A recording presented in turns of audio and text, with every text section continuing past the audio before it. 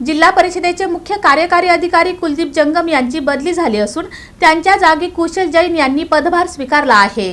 जिल्हा परिषदेचे मुख्य कार्यकारी अधिकारी कुलदीप जंगम यांची पुणे पिंपरी चिंचवड येथे अतिरिक्त महापालिका आयुक्त म्हणून बदली झाली आहे। त्यांच्या जागी कुशल जैन यांची नियुक्ती करण्यात आली आहे। त्या संदर्भातील आदेश सामान्य प्रशासन विभागाचे उपसचिव सुभाष उमराणीकर यांच्या सहीने प्रसिद्ध झाले आहे।